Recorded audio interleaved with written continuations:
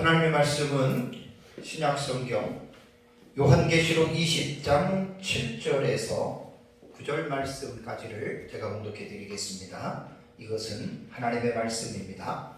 천년이 참에 사탄이 그 옥에서 놓여 나와서 땅의 사방 백성 곧 곡과 마곡을 미혹하고 모아 싸움을 붙이리니 그 수가 바다의 모래 같으니라. 그들이 지면에 널리 퍼져 성도들의 진과 사랑하시는 성을 두르매 하늘에서 불이 내려와 그들을 태워버리고. 아멘. 요한계시록 20장은 형식상 구조로 볼 때 제10 봉경근에 위치한다라고 말씀을 드렸습니다. 계시록 20장은 예수님의 재림 이후, 그러니까 19장 11절과 21절이 예수님의 재림에 관한 내용이거든요. 그러고 나서 20장으로 연결되는 이 부분은 예수님 재림 이후에 일어나는 사건으로 우리 역사적 전천년은 이 20장을 봅니다. 요한계시록 20장에는 아주 매우 중요한 종말에 나타나는 사건 중에 아주 굵직굵직한 정말 그 중요한 내용들이 이제 기록이 되어져 있죠.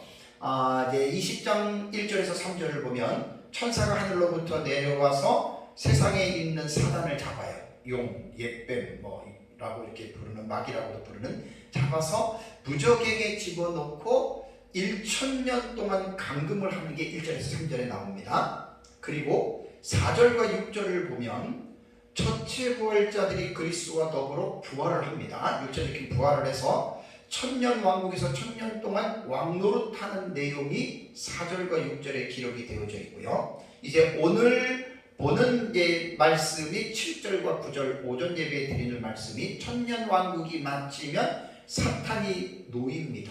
그리고 곡과 마곡을 미혹하고 이제 곡과 마곡이 심판을 받고, 그 다음에 이제 오후에 설교할 10절을 보면은 에덴 동산에서부터 존재했던 마귀가 영원한 하나님의 심판을 받게 됩니다. 참 중요한 내용입니다. 그리고 나서 이제 11절을 보면은 천년왕국에 있었던 그 처음 하늘과 땅이 이제 사라지죠. 그래서 이 사라진다는 말을 우리 역사적 전천년은 소멸로 보고 없어지는 것으로 보는데, 이제 무천년은 갱신설로 보기 때문에 사라지는 것으로 보지 않습니다. 11절이 그런 내용이고요. 다음에 이제 6번째는 무슨 내용이 나오냐면 죽은 자들이 부활합니다. 참 이번 주 금요일날, 지난주 금요일날에 제가 이제 부활에 대해서 잠깐 말씀을 드렸잖아요. 정말 기독교 교리 중에 십자가와 부활이 기독교의 양대 산맥의 핵심 교리입니다. 그러니까 부활이라고 하는 거 단순하게 그냥 이렇게 아는 것이 아니라 부활에 대한 성경 전체적인 부활에 대한 교리를 체계화시키고, 중요한 것은 우리가 부활한다고 하는 것을 믿어야 돼요. 그래서 이제 죽은 자의 부활이 나오고요. 그 다음에 이제 마지막 7번째는 크고 흰 보좌의 심판의 사건이 나옵니다. 참 대단히 중요합니다. 그런데 요한계시록 20장에는 이러한 아주 종말에 나타날 아주 중요한 사건들, 정말 너무너무 중요한 사건들입니다. 그래서 이제 이 부분에 대해서 지금 우리가 살펴보고 있습니다. 요한계시록 20장에는 1절부터 7절까지 천년이라고 하는, 킬리아 에테라고 하는 천년이라고 하는 용어가 6번 나와요. 6번 나온 이 용어를 가지고 2000년 기독교 역사를 통해서 천년기설, 곧 천년왕국론이 발전이 되었는데, 지금도 이게 하나로 어떤 그 합일이 될 수가 없어요. 그래서 이제 서로가 보는 신학적 입장에서 다른 부분들에 대해서는 어쩔 수가 없습니다. 예수님 재림하시면 그때는 이제 어떻게 보는 학설이 과연 올바랐는지 그때가 이제 정확하게 나타날 것이고요. 그래서 이제 천년기설에 대한 이 부분에 대해서 참 많은 논란이 지금도 진행 중입니다. 그래서 제가 천년왕국에 대해서는 이제 2시간 정도, 3시간을 서론적인 면으로 말씀을 드리고, 그 다음에 20장 1절과 3절 1시간 하고, 4절 1시간 하고, 5절과 6절에서 지금까지 6시간 이제 설교를 한 거예요, 이 시장에서. 그리고 이제 지난주에도 이제 말씀을 드렸지만, 요한계시록 20장 1절과 6절은 천년왕국에 대한 원 텍스트입니다. 본문입니다. 그런데 20장 1절과 6절의 천년왕국의 본문이라고 해서 천년왕국에 대한 모든 정보를 제공해 주는 게 절대로 아닙니다. 딱 두 가지만 말해준다고 했죠. 그래서 20장 1절과 3절은 이제 마귀가 결박되는 그 하나의 사건을 사도 요한이 보고요.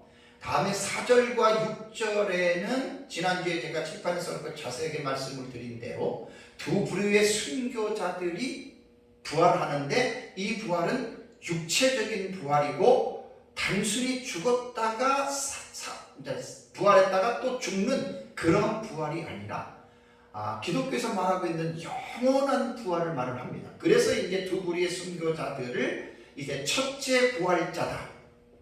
첫째 부활자다. 헤아나사스 에프로테라고 하는 첫째 부활자라고 이제 이렇게 이제 성경에는 이제 고백을 하고 있습니다. 그래서 우리가 이 부활에 대한 이 부분을 잘 생각을 해야 됩니다. 그러니까 이제 천년왕국에서는 이 딱 두 가지의 사건만 보여주고 신약 성경의 계시를 의존해서 유추를 하면 몇 군데서 나옵니다. 부분이 전혀 안 나오는 게 아닙니다. 천년왕국이 그렇게 이제 우리가 볼 수 있고 구약 성경 본문에 의외로 천년왕국에 대한 구체적인 내용들이 많이 나와요. 이것은 종말론의 신학이 무천년이나 전천년에 따라서 천년왕국으로 볼 수도 있고 천국으로 볼 수도 있어요. 그러니까 두 가지의 본문을 같은 해석을 같이 배우면 전혀 문제가 없고 또 이런 것 가지고 싸울 필요가 없는 거예요. 그래서 이제 구약 성경과 신약 성경에 보면은 천년왕국에 대한 부분들이 분명하게 계시되어져 있다라고 하는 이 부분을 기억을 해야 됩니다. 그래서 지난주에는 4절, 5절, 6절을 2시간에 걸쳐서 제가 설교를 하고요. 오늘 보는 이 7절 부분을 제가 아까 7절에서 9절을 읽어드렸잖아요. 자, 천년왕국은 영원한 나라가 아닙니다. 천년왕국은 천국하고 비교를 한다면 비교 안 됩니다. 그러나 지금 우리가 살고 있는 예수님 재림 이전에 살고 있는 이 세상과 천년왕국은 비교가 안 될 만큼 천년왕국은 그야말로 뭐라고 표현할까요? 아주 황홀한 그러한 천년왕국입니다. 그 천년왕국과 천국을 비교할 때는 천년왕국이 비교가 안 될 정도입니다. 자, 이렇게 생각을 하시면 됩니다. 그래서 역사적 전천년주의자들 가운데 천년왕국을 지나치게 오버해서 마치 천국같이 이야기를 한다면 그런 천년왕국을 잘못 알고 있는 것이죠. 그래서 천년왕국은 영원한 나라가 아니라 천년 동안만 존재하는 그러한 유한한 나라이다라고 하는 생각을 해야 됩니다. 그리고 이제 보면 오늘 본문에 보면 천년이 딱 차면은 어떻게 되느냐 그 7절을 한번 볼까요? 7절을 보니까 천년이 참에 사탄이 그 옥에서 놓여라는 말이 나오죠. 그러니까 천년왕국이 시작될 때 사탄은 무적에게 갇히잖아요. 그죠? 그리고 천년왕국 기간 동안에는 사탄이 세상으로 못 나옵니다. 갇혀 있습니다. 천년왕국이 끝나면 그때 사탄이 옥에서 놓여. 이것은 다 하나님의 절대적인 주권 하에서 일어나는 섭리 속에서 일어나는 사건입니다. 어떤 사람들은 대부분 이제 역사적 전천년이 아닌 다른 약과에 있는 사람들은 이 사실에 대해서 의구심을 가지고 있어요. 아니 그 좋은 천년왕국에서 영원토록 살면 되지 무엇 때문에 천년왕국이 끝나고 사탄이 풀려 나와서 오늘 이제 설교를 들어보시면 알겠지만 무슨 사람을 만국을 왜 미혹해야 하느냐라는 이런 의심을 가지고 질문을 합니다. 근데 여러분 제가 여러분들에게 늘 강조하는 게 뭐죠? 우리는 인간의 이성으로 하나님의 말씀을 이해하는 게 아닙니다. 성경 66권 우리 기독교인들은 성경은 66권으로 우리는 한정합니다. 더하거나 하나 빼지 않습니다. 성경 66권의 말씀을 우리는 하나님의 말씀으로 신뢰해요. 오류가 자유주의나 신정통주의자들이 말하는 것처럼 성경은 인간의 말이기 때문에 틀린 말도 있다. 우리 정통개혁교회 기독교는 그 성경을 그렇게 안 봅니다. 오류가 없는 번역본에서는 약간의 번역하는 과정에서 틀릴 수는 있지만 성경의 원래 사본은 없어졌고 원본은 없어졌고 사본상에 나타나는 것들은 많이 달라도 사본을 취합하면, 그리고 우리가 번역된 이 번역본들 대부분 각 나라에서 번역된 부분들을 볼 때에는 우리는 1차적으로 오류가 없는 하나님의 말씀으로 우리는 여러분 믿습니다. 그래서 우리가 성경을 볼 때는 도대체 이 성경이 무슨 뜻인가 이해를 하려고 보는 게 아니에요. 우리는 성경을 이해의 대상으로 보는 것이 아니라 정상 기독교는 믿음의 대상으로 봅니다.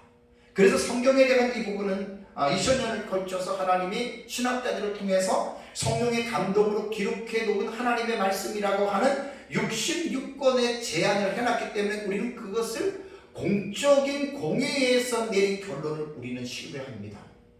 이게 정통 기독교의 성경관입니다. 그리고 우리 성경을 볼 때 이해를 하려고 보는 게 아니라 믿기 위해서 보는 거예요. 그래서 지난번에 제가 라틴어에서 아주 유명한 명언에서 말씀을 드렸잖아요. 그래도 우트 인텔리감. 그러니까 나는 이해하려고 성경을 보는 게 아니라 나는 믿음으로 성경을 보고 그 후에 이해를 하려고 한다. 그러니까 성경은 이해의 대상으로 보면 안 돼요. 예수님께서 무리를 걸었다, 그걸 이해를 한번 해보려고 그러세요. 인간의 이성은 그게 이해가 안 되죠. 근데 믿으세요. 예수님이 왜 무리를 못 걸어요? 예수님의 본질이 누구시죠? 하나님이시잖아요. 그럼 이해가 되잖아요. 바로 이러한 말입니다. 그러니까 우리가 천년 왕국이 왜 있느냐라고 질문하는 사람들에게 제가 답변을 합니다. 무천년에서 이제 예수님 재림 후에 천년 왕국을 안 믿으니까 질문하는데, 저희는 성경에 기록된 대로 믿는 거예요. 예수님 재림한 이후에 이 땅에 천년 왕국이 있다, 그 믿는 거죠. 또 천년이 마치고 오늘 보면 사탄이 옥에서 풀려나온다. 왜 풀려나오냐? 우리가 그걸 어떻게 알아요? 성경에 하나님이 그렇게 말씀했기 때문에 우리는 이것을 믿습니다. 천년이 끝나면 사탄이 무정에 갇혔다가 사탄이 풀려 나오는구나. 이게 성경은 우리가 그렇게 믿는 거죠. 자, 그러면 사탄이 7절에 천년이 참에 무저갱에서, 무저갱은 악한 영들을 가진 옥이라 그랬잖아요. 그 옥에서 또요. 자, 그럼 사탄이 무슨 일을 할까요? 8절에 보면은 사탄이 무슨 일을 하는지 나옵니다. 여러분, 사탄은 에덴 동산에서부터 사람을 미혹하는 일을 해왔어요. 그래서 우리의 시조인 아담과 하와가 사탄의 미혹을 받아서 선악과를 따먹고, 그 사탄은 지금까지 예수님 재림하에서 천년왕국이 시작될 때까지는 인간이 죄를 지었기 때문에 죄에 대한 대가로서 하나님의 섭리 가운데에 사탄이 이 세상 사람들의 임금이 된 거예요. 하나님의 섭리 속에서 또 인간이 죄를 지은 그 결과로서 인간에게 주어지는 어떤 그 원리거든요. 그러면서 이제 천년왕국 기간에는 갇혀 있었기 때문에 천년 동안 무정에서 꼼짝을 못하다가 천년이 풀리면서 나와가지고 사탄이 하는 일이 뭐냐면 8절을 보겠습니다. 8절을 보면 나와서 땅의 사방 백성 곧 누구죠? 곡과 마곡을 미혹하고 그 다음에 모아서 싸움을 붙이리니 그 수가 바다의 모래 같으리라 라는 말이 8절에 나옵니다. 그러니까 사탄이 무슨 일을 하느냐? 풀려 나오자마자 뭘 하느냐? 땅의 사방에 거하는 모든 백성에게 접근을 해서 이제 사람들을 미혹하는 일을 한다고 그랬죠. 그러면 8절 말씀에서 중요한 것은 뭐냐면, 이 8절 말씀에서 우리는 무엇을 해결해야 되냐면, 그렇다면 이 사건이 천년왕국 끝나고 일어나는데 어디에서 어떻게 일어나는지에 대한 이 사실을 여러분 분명하게 우리는 이해를 해야 됩니다. 우선 여기에서 미혹이라고 하는 말은 헬라에 보면은 플라나오라고 하는 이 단어거든요. 신약 성경이 26번 나오는데 뭐 꾀이다, 혹은 속이다, 뭐 혹은 길을 잃다, 혹은 유리하다, 방황하다 등으로 이제 이 단어는 이제 번역이 되는 것입니다. 그런데 천년 동안의 무정에 갇혀있던 사탄은 풀려나자마자 자기의 본연의 할 일은, 원래 사탄은 인간을 미혹시켜서 하나님을 떠나게 하고 하나님을 대적하게 만드는 것이, 이것이 사탄의 본연의 일이거든요. 그래서 이제 1000년 동안 무적행에 갇혀 있다가 1000년이 끝난 다음에 이제 사탄이 천년왕국에 있는 백성들이죠. 그러니까 1000년 동안 그 구원받은 성도들이 자녀들을 많이 생산해서 셀 수가 없을 정도로 많이 생산을 했잖아요. 그들에게 사탄은 이제 접근해서 그들에게 이제 그들을 꿰고 속이고 그들을 방황하도록 이제 사탄이 이런 일을 한다는 것입니다. 그런데 8절을 보면은 땅의 사방 백성을 뭐라고 얘기했냐면 곧 곡과 마곡이라고 하는 이제 이 용어를 사용을 했습니다. 그러니까 여러분 요한계시록에서 지금 나오는 곡과 마곡이라고 하는 이 말은요, 그 앞에 보면은 땅의 사방 백성과 어떻게 보고 있죠?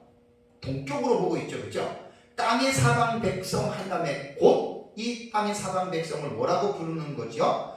곡과 마곡이라고 보기 때문에 이제 곡과 마곡은 땅의 사방 백성이다라고 생각하면 됩니다. 근데 구약 성경에 보면은 이제 창세기를 보면 곡과 마곡이 누군가 이 이름이 나와요. 그 창세기 10장 2절을 보면은요, 그 야벳의 아들은 고멜과 마곡과 마대와 야왕과 두발과 메섹과 다리스요 해가지고 이 마곡은 노아의 아들인 야벳의 후손에 속해 있는 그러한 사람입니다. 역대상 1장 5절에도 나옵니다. 근데 이 곡과 마곡을 구약 성경의 에스겔서를 보잖아요. 에스겔서 38장과 39장을 보면 이 곡은 왕의 이름으로 나오고 마곡은 나라로 설명하고 있습니다. 그러니까 곡은 마곡이라 불리우는 땅의 통치자예요.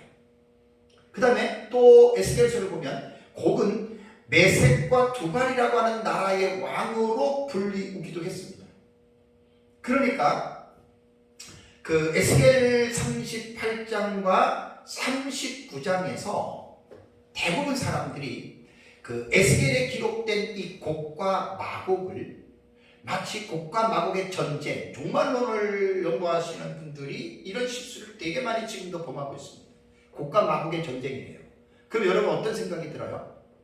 곡과 마곡끼리 싸움하는 의미로 들리죠, 그죠? 곡과 마곡의 전쟁 그러면. 그런데 에스겔 38장과 39장을 보면은 곡과 마곡이라고 하는 이 표현법은 성경을 여러분 잘못 지금 읽고 있는 거예요. 참 너무 안타까워요. 그 종말론 서적들이 수도 없이 많은데 종말론 서적들을 보면은 이 곡과 마곡을 정확하게 묘사한 책들이 그렇게 많지 않아요. 에스겔 38장 39장을 여러분 읽어보시면 곡과 마곡의 전쟁 이렇게 말을 하면 안 됩니다. 어떻게 해야 되냐면 마곡 땅에 곡이라고 하는 왕이 이렇게 얘기를 해야 돼요. 그러니까 마곡이라고 하는 것은 나라고 곡이라고 하는 이거는 인칭이고 그 다음에 마곡이라고 하는 것은 인칭이 아니라 나라를 가르치는 거예요. 그러니까 지명, 인명, 뭐 나라 이제 그 외래어에서는 그것을 우리가 발견을 해야 되는데 많은 사람들이 지금도 곡과 마곡 전쟁이라고 이렇게 이야기를 합니다. 그게 아닙니다. 나무위키 자료를 인터넷에서 들어가 보시면 에스겔 38장 39장에 나오는 전쟁에 관한 이야기다. 곡과 마곡을 딱 치면 떠요. 알고리즘이 딱 뜨는데 전쟁이다라고 말을 하면서 요한복시록 20장 8절에서 사탄이 곡과 마곡을 미혹한다는 표현을 써서 곡과 마곡의 전쟁으로 흔히 알려져 있다. 그러면서 뭐라고 얘기했냐면 엄밀히 말하면 곡과 마곡이 전쟁을 한다는 것이 아니라 마곡 땅의 왕인 곡이 이스라엘과 전쟁을 해서 패배할 것이라는 예언이다. 이렇게 말을 합니다. 이렇게 표현들을 해야 됩니다. 곡과 마곡의 전쟁이 일어난다 그게 아니고 마곡 땅의 곡이라고 하는 왕이 인류 종말에 예루살렘을 침공할 것이다. 그게 북방왕으로 보면 되거든요. 이렇게 표현하면 맞아요. 그 곡과 마곡의 전쟁 이것은 정말 의미적으로도 이거는 말이 맞지 않는 그러한 내용입니다. 자, 그래서 제가 곡과 마곡에 대한 용어에 대해서 제가 이제 먼저 정리를 해드리고요. 근데 이제 어떤 사람들은 종말론을 연구하는 사람들 가운데에 이런 사람들이 있어요. 에스겔 38장과 39장에 나오는 곡과 마곡도 이렇게 말을 합니다. 곡과 마곡 이렇게 말하면 안 되고 마곡 땅의 곡이 이렇게 말을 해야 되거든요. 그러면 여기에서 벌써 에스겔에서 곡과 마곡이라고 말하는 사람들이 어떠한 실수를 저지르냐면 요한계시록 20장 8절에 나와서 땅의 사방 백성 곧 곡과 마곡을 미혹하고, 그러니까 에스겔에서 곡과 마곡을 잘못 읽은 사람들은 계시록 20장 8절에 곡과 마곡을 혼돈하는 거예요. 같은 것으로 착각을 하는 거예요. 그러니까 에스겔에서 곡과 마곡을 어떻게 읽어야 된다 그랬죠? 마곡 땅의 곡이라고 하는 왕이 이렇게 읽어야 돼요. 곡은 마곡 땅의 왕만 아니라 두발과 그다음에 메셀이라고 하는 그런 나라도 다스린다 그랬잖아요, 그죠? 그러니까 어느 한 지역이 아니라 여러 지역을 다스리는 왕이 곡이라는 왕이에요. 그렇게 생각을 했으면 요한계시록 8장에서 곡과 마곡을 같은 것으로 읽지를 못합니다. 그래서 제가 아까 좀 전에 말씀드린 대로 종말론을 연구하는 사람들 중에 곡과 마곡을 에스겔에 나오는 이게 곡과 마곡 이렇게 부르면 안 돼요. 마곡 땅의 곡이, 그러면 계시록 20장 8절에는 곡과 마곡 다른 거거든요. 곡과 마곡은 에스겔서로 볼 때에는 마곡은 나라고 그 다음에 곡은 왕이잖아요, 그렇죠? 이렇게 이제 에스겔에서 구분이 된 사람들은 이건 뭐지? 곧 곡과 마곡은 뭐지? 근데 아까 좀 전에 말씀드렸잖아요. 곡과 마곡은 그 앞에 땅의 사방 백성과 동족이라 그랬죠. 그러니까 다른 거예요.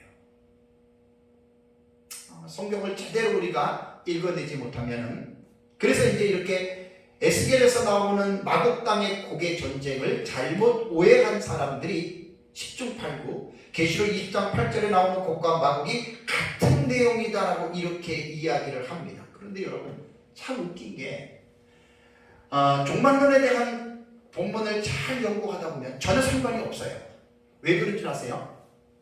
에스겔 38장과 39장에 나오는 마곡이라는 땅의 곡이라고 하는 왕이 북방 왕의 이제 위치에 소속되어 있는데, 이스라엘을 침공할 때에는 그때는 예수님 재림 직전 한 일회를 절반으로 나누면 후반부에 해당하는 사건으로 우리는 해석을 하거든요. 예수님의 재림 직전에 일어나는 것이 이제 에스겔 38장 39장이라면 계시록 20장 8절에 나타나는 것은 천년 왕국이 끝나고 일어나는 전쟁이잖아요. 그죠?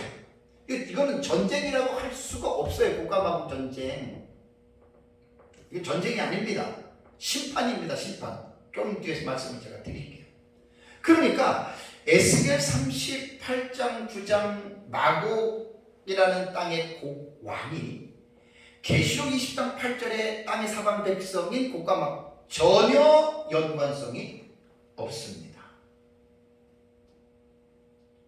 그럼에도 불구하고 종말론을 연구하는 사람들이 계시록 20장 8절을 에스겔 38, 39장의 곡과 마곡으로 인벌브를 시켜요.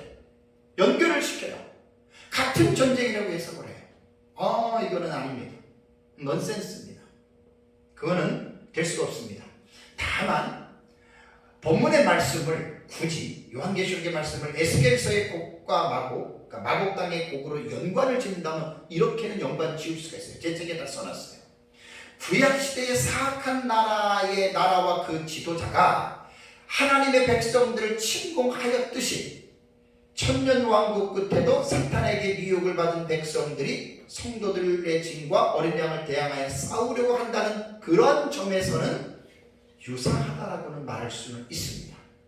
그러나 같은 동일선상에 놓고 그 전쟁을 본다고 하는 것은 전혀 그는 이치에 맞지 않는 그런 것이다라고 하는 것을 여러분들이 기억을 해야 됩니다. 그렇다면 이제 여기 보면 사탄에게 미혹을 당하는 에스겔 요한계시록에 돌아보면 여기는 곡과 마곡 이렇게 부르면 돼요. 에스겔을 볼 때는 마곡이라고 하는 나라의 곡이라고 하는 왕 이렇게 표현하면 되고, 요한계시록은 그냥 곡과 마곡이라고 보면 됩니다. 그렇다면 사탄에게 미혹당하는 곡과 마곡의 무리는 누구인가? 참 다양합니다. 제 책에는 열 몇 명에 대한 이 해석을 제가 다양한 해석들을 국내 학자들의 견해를 우리 이광국 목사님 책에서 제가 가지고 와서 그것을 가지고 제가 기록 기술을 해놨습니다. 그러면 이것은 뭐 여러 가지로 뭐 이렇게 보면 됩니다. 간단하게 말을 하면 크게는 두 가지입니다. 뭐냐면 예수님 재림 직전에 이 세상 나라에서 이루어지는 그 무리들로 보는데 대부분이 적그리스도의 무리들 혹은 하나님을 믿지 아니하는 이방인들의 무리들 다 이렇게 봅니다. 언제라고요? 예수님 재림 직전에 이렇게 봅니다. 이게 이제 대부분 무천년의 해석이 거의 이런 해석을 이제 취하고요. 우리 역사적 전천년은 두 가지로 해석을 하는데 참 이게 혼란스럽습니다. 뭐냐면 역사적 전천년은 이 곡과 마곡의 심판을 우리는 예수님 재림 직전으로 역사적 전천년은 안 봐요. 천년왕국 이후에 일어나는 사건으로 보는 것은 동일한데 하나의 부류는 어떻게 보냐면 여기에서 사탄에게 미혹당하는 곡과 마곡의 무리는 천년왕국에 살고 있는 불신자들이다라고 이렇게 말을 합니다. 저는 이 해석을 동의를 할 수 없습니다. 왜냐하면 우선 천년왕국이라고 하는 나라는 예수님 재림 이후에 이 세상이 불로 심판을 받잖아요. 그러면 지구가 세갈래로 갈라져서 완전히 폐허로 변하고요. 어떠한 생명체도 지구에서는 살아갈 수 없습니다. 그런데 그 폐허가 된 지구를 하나님이 다시 새롭게 재창조한다고 그랬잖아요. 새하늘과 새 땅 재창조를 해서 새로운 천년왕국의 세계를 만든다고 그랬잖아요. 그죠? 그러면 세상의 심판을 받을 때 성도들은 공중으로 휴거된다고 그랬죠. 환란 전 휴거가 되는 게 아니라 예수님 재림한 후에 그때 성도들은 휴거 그때 되는 거예요. 공중으로 왜 휴거돼요? 세상의 불심판을 받을 때 있으면 죽으니까 그들의 생명을 유지하기 위해서 하나님이 그들을 데살로니가 4장 17절에 공중으로 그들을 끌어올린다. 이게 휴거예요. 그리고 공중으로 그들을 끌어올리고 나서 올리면 불신자들은 어떻게 된다 그랬죠? 다 죽어요. 절대로 지구상에서는 생존할 만한 생명체가 하나도 존재하지 않아요. 그런데 어떻게 천년왕국에 불신자가 들어간다고 말할 수가 있습니까? 어불성설입니다. 난 역사적 전천년이지만 이거는 말이 안 됩니다. 가장 복잡한 혼란스러운 종말론의 학파가 역사적 전천년이거든요. 엄청나게 혼란스러워요. 정체성도 제대로 확립이 안 됐어요. 이 해석은 제가 따를 수도 없고 인정할 수가 없어요. 근데 유명한 역사적 전천년의 학자들 몇몇 분의 주석을 보니까 그런 주석이 나오더라고요. 브레이드 박사라든가 그 다음에 비더 울프라든가 또 혹은 세대주의자들 또 이렇게 많이 얘기를 해서 천년왕국에 불신자들이 들어가서 종로로 타면서 사는데 그들이 이제 마지막 천년왕국의 마귀가 풀리면 그들이 이제 하나님을 대적하려고 한다. 어떤 이치상으로는 논리나 이론상으로는 긍정적으로 우리가 인정할 수는 있지만 예수님 재림 직전과 후에 일어나는 사건들을 전체적인 종말론의 시나리오로 볼 때는 이건 동의할 수 없습니다. 그러면 역사적 전체에서 제가 동의하는 그 해석은 뭐냐? 간단합니다. 천년왕국에 구원받은 성도들이 들어가서 천년 동안 살지요. 자, 거기서 육체로 입고 들어갔기 때문에 자식을 낳고 살아요. 그러면 천년왕국에서 태어나는 자식들, 자, 천년왕국에 들어간 구원받은 자들도 그들은 분명하게 예수 그리스도를 믿고 구원을 받았지만 그 자손들에 의해서 태어나는 자손들은 의인이 아닙니다. 지금 우리처럼 죄인의 모습으로 태어납니다. 이게 지금 천년왕국에 들어가면 역사적 전천년 안에서 이게 갈려버려요. 상당히 논란이 많이 일어나는 부분입니다. 왜냐하면 전통적 전천년은 천년왕국의 백성들을 죽은 성도들이 부활하고 예수님 재림 때 살아있는 성도들이 변화돼서 영생체로 들어가 산다 그러잖아요. 그리고 불신자들보다 끼어넣은 거예요. 근데 불신자는 끼어놓을 데가 없습니다. 절대로 못 끼어넣습니다. 그러니까 이제 어떤 사람들은 불신자를 들어가는 것이 이제 용납을 안 하면 하나의 또 커다란 문제에 봉착하는데 어떻게 부활체가 자식을 낳을 수 있습니까? 이 부분에 대해서 역사적 천천냐는 유구무원이에요. 우리는 분명하게 말할 수가 있잖아요. 그러니까 예수님 재림하실 때 죽은 성도들 부활 안 합니다. 천년왕국 끝나고 부활합니다. 지난주 제가 계시록 20장 4절과 5절의 설교를 잘 기억하면 예수님 재림 때에는 환난 전 순교자들만 부활하고 성도들이 살아나지 않습니다. 그러니까 저희가 이제 제가 가르치는 내용으로 보면 천년왕국에는 이제 구원받은 이제 육체를 입고 있는 성도들이 천년을 살기 때문에 지금처럼 자식을 낳고 살지요. 그 수많은 자식들을 천년 동안 낳는 거예요. 그런데 그 자식들이 천년왕국은 천국이 아니라 그랬어요. 이 세상이에요. 죄인으로 태어나요. 단 지금 시대와 무슨 차이가 있냐면 지구나 천체에 대한 환경이 거의 다 바뀌어지고요.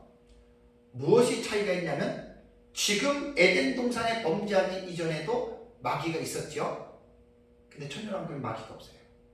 그러니까 아까 플라나오, 미혹시킨다, 꿰다, 속이다, 방황하다, 그렇게 할 수 있는 존재가 없어요. 그리고 천년왕국은 부활하신 예수 그리스도가 왕으로 통치하는 나라예요. 그래서 천년왕국에서 곡과 마곡이라고 하는 이 마귀에게 미혹되는 사람들은 천년왕국에 들어간 그 세 부류에 이긴 자들 말했잖아요. 예비처에 있고 여자 남은 자손들 중에 살아있는 사람들, 그 다음에 유대인들 가운데에 이제 생명책에 기록된 자들, 그들은 이제 우리가 꼭 집어넣어야 됩니다. 이들은 완전히 구원받은 자들이에요. 그들이 미혹되는 것을 우리는 안 봅니다. 그들이 낳은 후손들. 그러면 곡과 마곡에 미혹된 사람들의 수가 어떻게 됩니까? 8절을 보니까 그 수가 바다의 모래 같으리라 라고 이렇게 말을 했죠. 바다의 모래 같다라고 하는 말은 불가산수를 일컫습니다. 이 불가산수는 숫자를 셀 수가 없고 너무 많다는 거죠. 그 다음에 또 강함에 대한 의미도 우리가 생각을 할 수가 있습니다. 사탄은 에덴 동산에서부터 인류의 시조인 아담과 하와를 미혹시켰죠. 그래서 하나님께서 명령하신 행위 언약을 불순종하게 만들도록 미혹시킨 장본인이 바로 사탄이었습니다.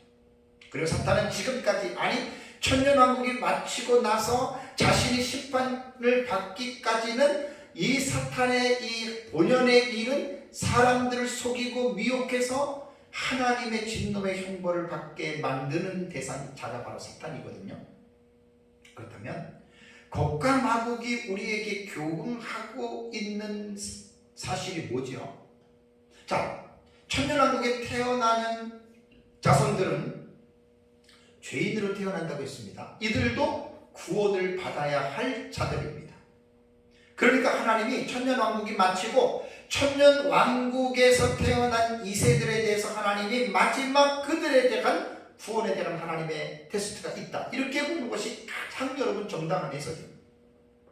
사탄을 할 수만 있다면 택한 자 한 사람이라도 넘어뜨리기 위해서 우는 사자같이 돌아다니면서 삼킬 자를 찾고 있다고 사도 베드로는 베드로전서 5장 8절과 9절에 이 교훈의 말씀을 했습니다.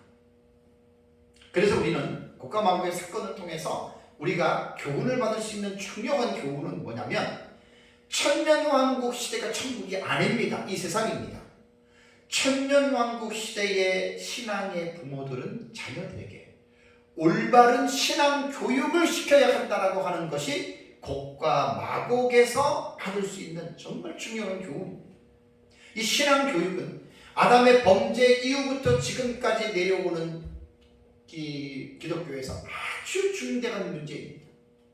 신앙 교육은 여러분 대부분 사람들이 교회에 와서 자녀들을 신앙 교육을 받는 것으로 생각하는데, 물론 틀린 말은 아니지만 교회 나오기 이전에 가정에서 부모들이 신앙 교육을 어떻게 시켜야 되냐면 부모에 의해서 자식에게 신앙 교육을 시키는 것이 그것이 우선이고 그것이 여러분 옳습니다.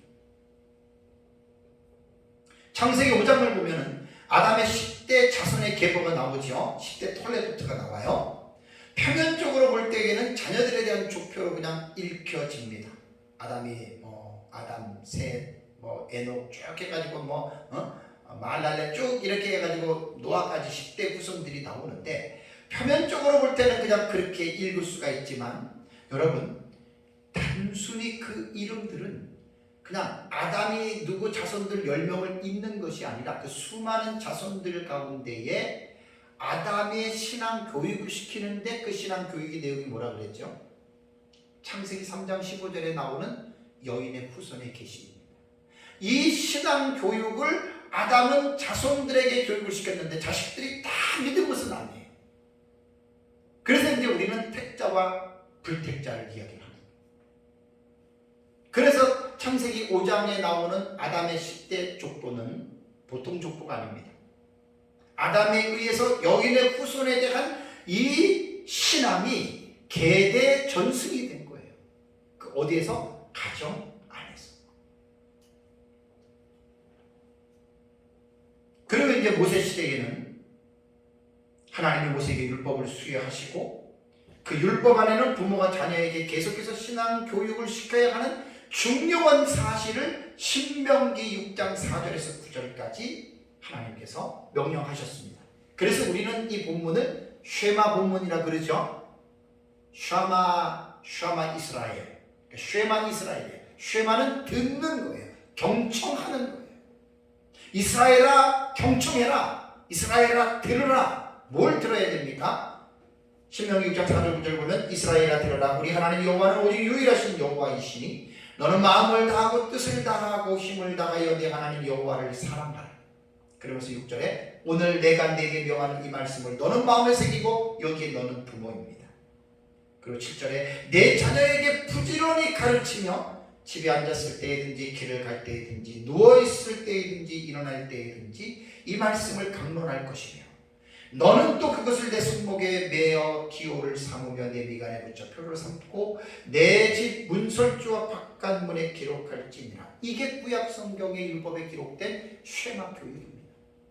부모에게 부지런히 자녀에게 신앙 교육을 가르쳐라.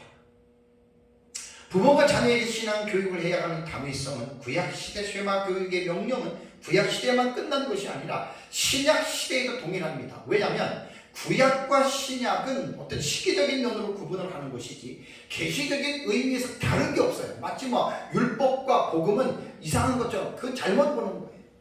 우리 신약시대 그리스도인들도 구약 성경에 기록된 말씀을 우리는 그대로 믿습니다. 그럼 구약시대의 법이 다르고 신약시대의 법이 다른 게 아니라 우리는 그대로 믿는 거예요. 신약 성경이라고 하는 것이 더 추가가 됐다라고 하는 것이죠.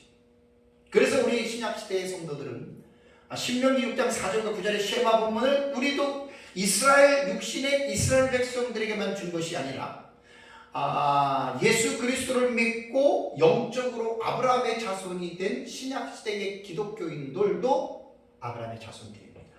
동일하게 우리는 구약 성경을 영적인 아브라함의 자손으로서 우리는 그 율법을 우리는 그대로 받아들입니다.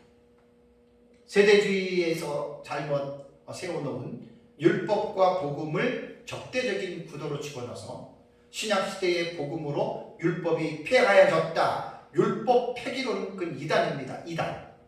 율법은 폐해진 적이 없습니다. 율법은 예수 그리스도로 말미암아 완성이 된 것이지 예수님으로 말미암아 율법이 폐기되어지고 없어졌다 이렇게 말하는 사람은 잘못된 거예요. 그래서 율법 안에는 의식법이 있고 도덕법이 있고 그 다음에 국가법이 있잖아요. 그죠? 여기에서 이제 의식법들은 폐기된 것이 아니라 예수 그리스도로 말미암아 완성이 되어졌어요. 표현도 정말 올바르게 표현을 해야 돼요. 폐기되어졌다라고 하는 말은 쓸모없으니까 필요 없다라고 구약 성경을 찢어버리고 이게 파버릴 수가 있는데 잘못된 표현이에요. 완성된 거예요. 예수 그리스도로 말미암아. 그래서 이제 율법 폐기론자들 같은 경우들은 그 이단이죠. 그 세대주의 같은 경우는 율법과 복음을 적대적인 구도로 놓고 복음으로 말미암아 율법이 마치 소용이 없는 것처럼. 의식법도 폐기됐다고 말하지 마세요. 완성시킨 거예요. 완성. 이런 표현들이 되게 중요합니다. 그래서 성경에 대한 깊이를 잘 모르는 목회자들이 율법 폐기론에 빠져가지고 구약시대 율법은 이제 예수님 복음 때문에 전혀 상관이 없고 필요도 없고 지킬 필요 없다고 말하는데 그건 잘못된 겁니다. 도덕법은 영구적인 법입니다. 도덕법의 대표가 바로 십계명. 십계명은 하이델베르그라던가 웨스트민스터 소열이라던가 이 교리 문답서에 얼마나 십계명은 꼭 등장합니다. 너무너무 중요한 말이에요. 그래서 이 신앙교육은 에베소서 6장 4절에도 또 아비들아 너희 자녀를 노엽게 하지 말고 오직 주의 교훈과 훈계로 양육하라라고 신약시대에도 계속해서 자녀들을 올바르게 하나님의 말씀으로 교육하라고 하는 신앙교육의 중요성을 신약시대에도 계속해서 이어서 지금 강조하고 있죠. 그래서 이 신앙교육은 이 세상이 없어지는 날까지 천년 왕국에서도 자녀를 교육해야 된다라고 하는 이 주제를 잊어버리면 큰일 납니다. 다음에 이제 9절에 곡과 마곡이 어떻게 나오고 곡과 마곡이 어떻게 심판을 받는지 나옵니다. 우리 9절을 한번 볼까요? 9절을 보면 그들이 지면에 널리 퍼져 성도들의 짐과 사랑하시는 성을 두르매 하늘에서 불이 내려와 그들을 태워버리고 그들이라고 하는 말은 곡과 마곡의 무리들을 말합니다.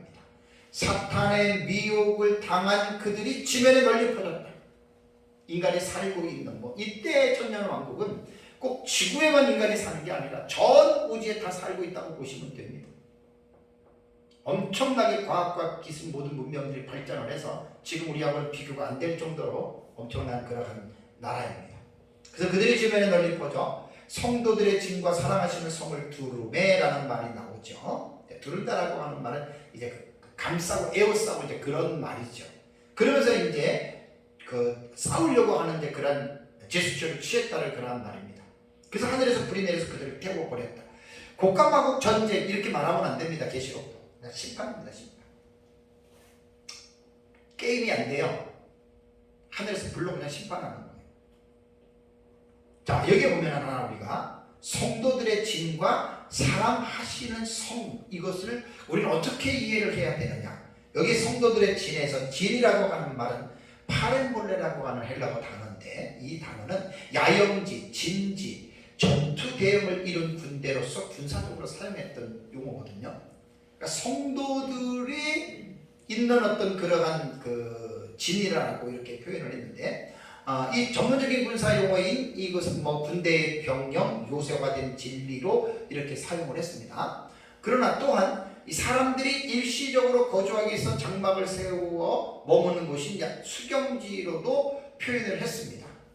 그렇다면 우리는 여기에서 어떻게 생각을 해야 되냐면 천년왕국의 백성들도 육체를 가진 존재들이기 때문에 그들이 살아야 할 주거지가 필요하잖아요.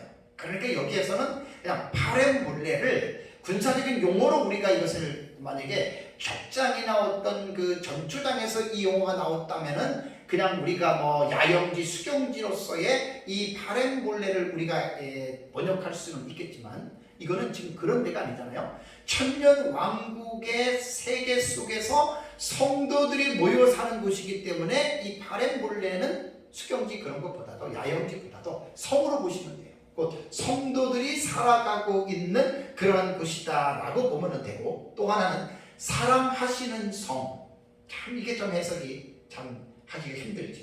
어떤 사람들은 이제 하늘의 예루살렘과 지상의 예루살렘 성으로 주장해서 이 사랑하시는 성은 이제 이 땅의 예루살렘 성이다라고 이렇게 말을 할 수가 있는데요. 여기서 우리는 천년왕국에 대한 내용이 참 깊이 있게 연구를 해야 되는데 이거 말하려면 시간이 많이 걸려요. 결론적으로 말씀드리면 여기서 사랑하시는 성은 부활하신 예수 그리스도가 천년왕국의 왕이에요. 그리고 두 부류의 순교자들이 왕노릇하지요. 그러니까 여기서 사랑하시는 성은 천년왕국의 왕인 예수 그리스도와 또 왕노릇을 하고 천년왕국의 백성들과의 그 사이를 중재하는 제사장적인 사명을 감당하는 순교자들, 이선 첫째 부활자들이잖아요. 그들이 있는 성으로 보면은 전혀 이 본문은 어려울 게 하나도 없다고 생각을 합니다. 그래서 여기에서 보면은 이제 사탄에게 미혹이 된 곡과 마곡의 무리들이 성도들의 짐과 사랑하시는 성을 둘렀다라고 하는 말은 이제 사탄이 하는 일이 뭐라 그랬어요? 대적하는 거잖아요. 하나님을 대적하는 거죠. 그러니까 그 자손들이 이제 천년 동안 마귀가 없을 때에는 그냥 부모 말을 잘 듣고 하나님의 은혜 가운데에 그 문화와 과학이 발전이 돼서 그냥 마음껏 하나님께 영광을 돌리면서 감사하면서 살았는데 마귀라고 하는 존재가 개입을 하면서부터 신앙이 불분명한 사람들은 그에게 마귀에게 미혹이 됩니다. 그래서 이제 마귀가 시키는 대로 하나님을 대적하고 성도들을 대적하고 이렇게 싸우려고 했을 때 그때 어떻게 되죠? 9절에 보니까 하늘에서 불이 내려와 그들을 태워버렸다라고 여러분 이렇게 말을 합니다.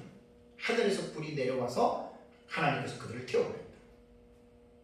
그러니까 우리는 이 본문 속에서 곡과 마곡의 전쟁 이 용어 쓰면 안 됩니다. 싸우려고, 물론 뭐 싸우려고 했기 때문에 전쟁을 하려고 했지 않느냐 뭐 이 정도까지는 생각을 하지만 그 아마겟돈 전쟁도 어땠다 그랬어요. 지상의 군대와 천상의 군대와의 싸움이 아마겟돈이에요. 그러니까 이 세상에 대한 개념으로 하면 안 돼. 이것도 마찬가지예요. 곡과 마곡의 무리가 예수님과 성도들을 대적하려고 했던 이렇게 싸우려고 했지만 간단하게 아마겟돈 전쟁도 예수 그리스도 입에서 나오는 말씀의 검으로 그냥 물리 심판했잖아요. 똑같은 거예요, 이것도. 그래서 이제 이 부분들이 있어서 곡과 마곡이 심판을 받았다라고 하는 사실입니다. 우리는 이제 천년왕국에 대한 여러분 이 부분에 대해서 우리가 좀 이해를 해야 될 분명한 부분이 뭐냐면 천년왕국에서 있는 살아가시는 성이라고 말을 할 때 천년왕국이 자 보세요. 하나님이 이 세상을 창조하시고 노아 홍수 때에 40일 동안 물이 지구를 뒤덮었어요. 그러고 나서 이제 이 지구가 홍수 이전의 지구의 지형하고 홍수 이후의 지구의 지형은 거의 과학자들이 다르다고 봅니다.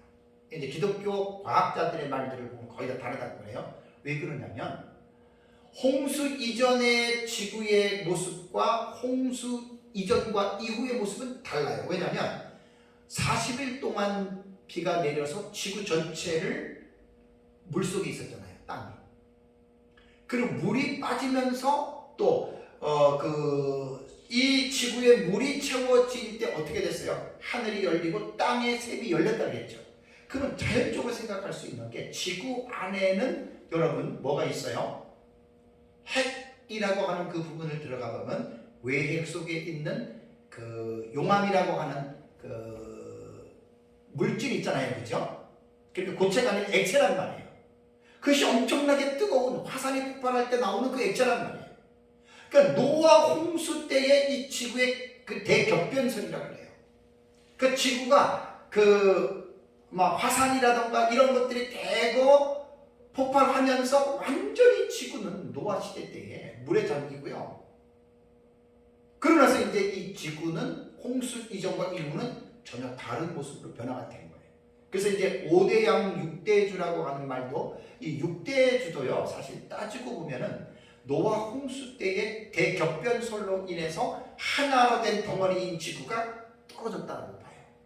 나는 이렇게 말하는 크리스찬 과학자들의 의견에 저는 100% 동의합니다.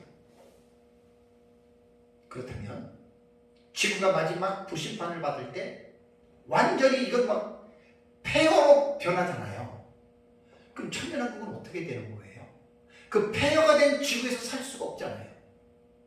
근데 천년왕국은 지금 세계와도 다른, 왜냐하면 지구가 이제 완전히 불로 심판을 받아서 폐허가 되기 때문에 거기에서 새롭게 재창조하는 것이 천년왕국이거든요. 그럼 여기서 우리는 생각을 해야 됩니다. 하나님께서 지구 천년왕국에 대한 이 세상을 만들 때, 재창조하실 때 지금 심판받기 전에 지금 우리가 살고 있는 이 모습으로 만들겠어요? 아니면은 노아 홍수 이전에 에덴 동산에 있는 그 모습으로 지구를 만들겠어요? 모릅니다, 우리는. 그러나 분명한 거는 똑같이 지금 우리가 살고 있는 지구하고는 달라요. 똑같을 수 없다고 봐요, 저는. 그래서 세대주의자들은 뭐라고 얘기를 하죠? 천년왕국에서 예루살렘 성에서 예수님이 살고 거기서 피제사를 드린다. 여러분 상식적으로 생각해 보세요. 천년왕국은 지금 우리가 살고 있는 이 지역하고는 전혀 다른 거예요. 똑같을 수가 없어요.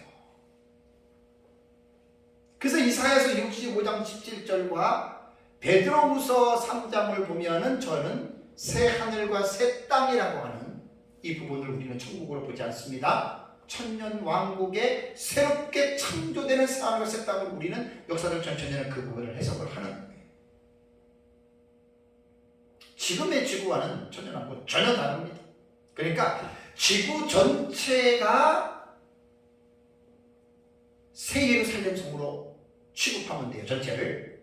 그리고 아까 성도들의 진과 사랑하시는 성은 예수님과 첫째 부활자들이 살고 있는 성을 이제 천년왕국의 도성으로 보면 가장 제가 볼 때는 무리하지 않는 해석이라고 저는 그렇게 생각을 합니다. 그러니까 전혀 다르다는 이야기입니다. 그래서 우리가 천년왕국에 대해서는 이제 마지막 결론을 맺겠습니다. 결론을 맺을 때 천년왕국은 영원한 천국과는 분명하게 다릅니다. 지금 이 세상하고도 분명히 다릅니다.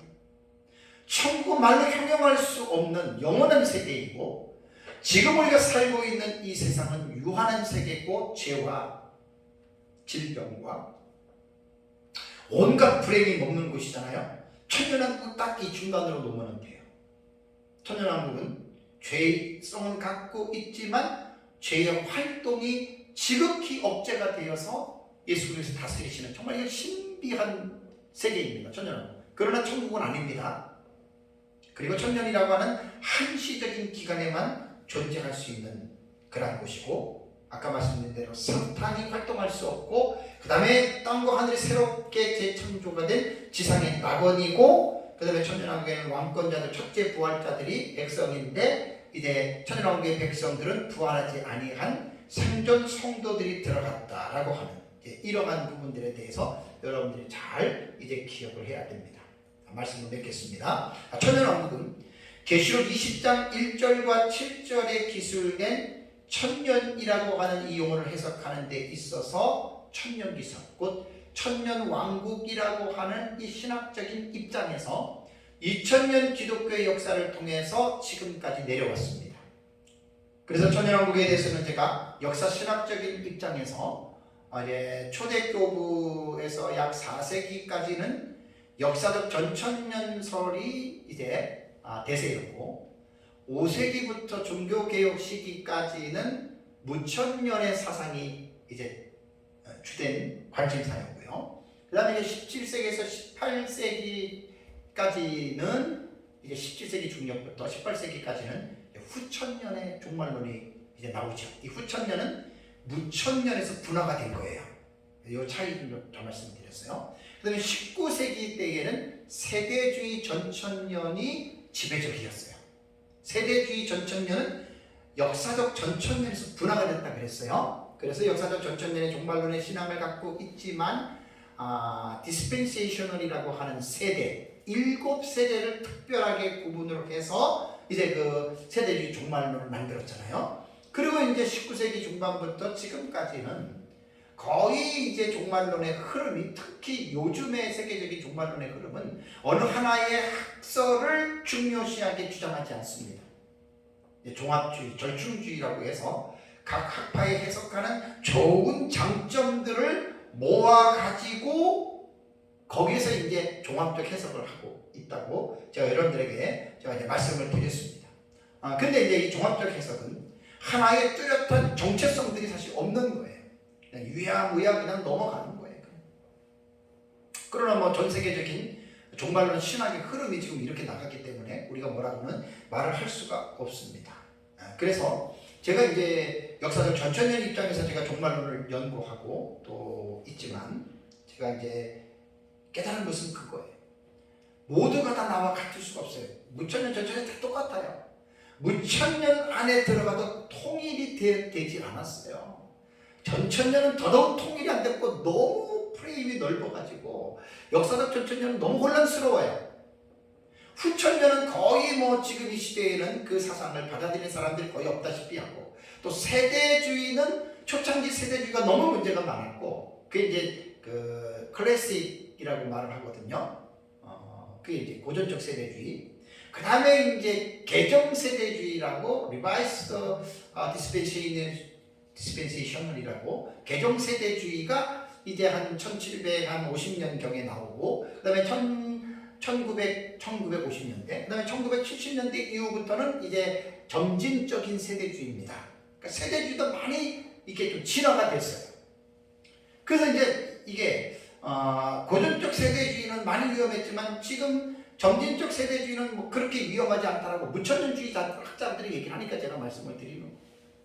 그래서 이제 정말로는 이 성경 요한계시록의 해석학적인 측면으로 들어가면 일치는 절대 안 됩니다. 큰 어떤 덩어리들이 입이 있고 그 한 덩어리 안에 들어가도 일치가 안 된다 그랬잖아요. 그래서 제가 이제 깨달은 것은 뭐냐면, 자기가 믿는 방식대로의 어떤 정체성을 갖고 들어가세요. 천년이든 무천년이든 세대주든 후천년이든. 그러면서 그것이 완전하다라고는 생각하면 안 됩니다. 혹시 내가 보고 있는 것 중에서 잘못될 수도 있기 때문에 칼빈이 말한 대로 성경을 성경으로 해석하다가 잘못되면 반드시 고쳐야 됩니다. 피차가 마찬가지입니다, 이것은. 그리고 내 것만 옳고 나와 다른 너는 틀렸다 이렇게 말하면 안 됩니다. 상대방이 이단이라면 괜찮아요. 근데 이단이 아닌 역사적 전천년, 무천년, 후천년, 세대주의, 이 입장은 서로가 격돌하면 안 돼요. 서로가 싸우면 안 돼요. 피타가 겸손한 마음을 가지고 다 공부를 하세요. 제가 지금 그거 하고 있는데 다 공부하는, 내가 보고 있는 역사적 전천년의 입장을 분명하게 정체성을 가지고 있으면서도 다른 사람들의 것도 제가 공부를 하잖아요.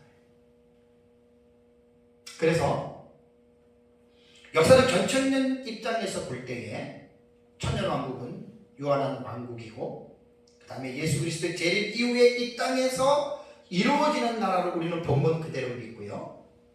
사탄이 무적행에서 1000년이 지난 다음에 풀려 나오게 되고, 또 사탄이 무적행에서 풀려 나와서 천년왕국의 백성, 땅의 사방 백성, 그들을 곡과 마곡이라고 동격이라고 말씀을 드렸습니다. 그들을 이제 무리를 미혹해서 그들이 하나님을 대적할 때 하늘에서 불을 내려 그들을 심판하신다. 그게 오늘 7절과 9절에 대한 내용입니다. 설교 초반부터 말씀을 드린 대로 우리는 인간의 이성을 가지고 하나님의 말씀을 이해하려고 해서는 안 됩니다. 왜냐하면 성경은 믿음의 대상이지 이해의 대상이 아니기 때문에 성경을 이해한다라고 하는 건 참으로 힘듭니다.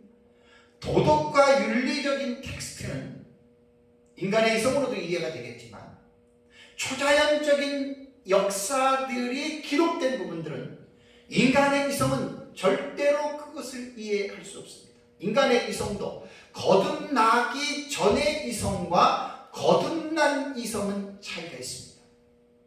그래서 우리는 이 곡과 마곡에 대한 이 부분에 있어서도 인간의 이성으로 오늘 이 말씀을 여러분들이 이해하려고 해서는 절대로 이 부분이 이해가 안 됩니다.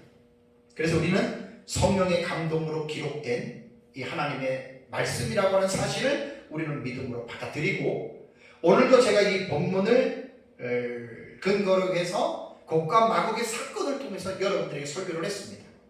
그러면 이 설교에 대한 부분이 잘못이 없다면 그대로 여러분들은 믿음으로 이 사실을 받아들이면 됩니다.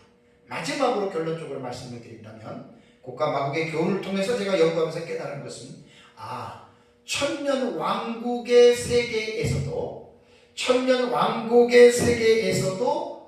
인간이 죄인으로 출생하기 때문에 반드시 신앙 교육을 시켜야 된다고 하는, 이것을 여러분 꼭 기억을 해요.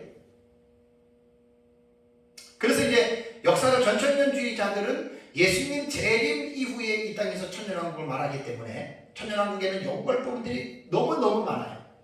너무너무 많아요. 그런데 교회는 이제 역사적 전천년으로 종말론을 믿는 이 신학자들과 목회자들은 뭘 준비해야 되냐면 천년왕국에서도 신앙교육을 잘 시켜야 된다. 그 특별한 신앙교육이 아니에요. 우리가 지금 이 땅에서 성경 66권을 가지고 있는 이 성경을 가르치는 거예요. 그러니까 천년 왕국을 우리가 들어가잖아요. 똑같이 성경은 66권이 계십니다. 참 신기해요. 그래서 천년 왕국의 백성들은 사역자들도 그렇고 부모들도 그렇고 자녀들에게 이 말씀을 잘 가르쳐서 이제 우리가 천년 왕국에 대한 믿음으로 준비하시는 분들은 이런 믿음을 가지고 잘 준비하면서 살아가시기를 주님의 이름으로 축복합니다. 다 같이 기도하겠습니다.